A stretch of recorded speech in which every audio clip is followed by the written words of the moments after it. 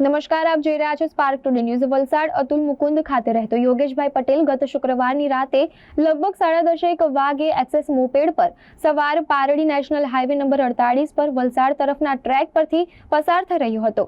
ત્યારે સાંસ્કૃતિક એવન્યુ સામે આ મોપેડ ચાલકે સ્ટીયરિંગ પરથી કાબુ ગુમાવ્યો હતો કે પછી કોઈ વાહનની ટક્કર લાગતા તે હાઈવે પર પટકાયો હતો। જો કે યોગેશભાઈ ને પહોંચેલી જાને પગલે તે ઘટના સ્થળે અર્ધ બેભાન જેવો થઈ ગયો હતો। યોગેશભાઈ હાઈવેના વચ્ચોવચ પડ્યા હોવાથી એક સમયે અન્ય વાહનના અડફેટેમાં આવી જાય તેવી સ્થિતિ સર્જાઈ હતી, પરંતુ સદનસીબે આ હાઈવે પરથી પારડી શહેરમાં શિવનગર ખાતે રહેતા કિશનભાઈ અને 4 રસ્તા પાસે રહેતો તેનો મિત્ર વિવાન એ જ સમયે ત્યાંથી પસાર થતા હતા। અર્ધ બેભાન થયેલો યુવકને જોઈ તેઓએ પોતાનું વાહન ઊભી રાખી ઇજાગ્રસ્તને તાત્કાલિક ઊંચકી લઈને સાઈડે કર્યો હતો અને 108 એમ્બ્યુલન્સને જાણ કરી સારવાર માટે વલસાડ કસ્તુરબા હોસ્પિટલ ખસેડાયો હતો।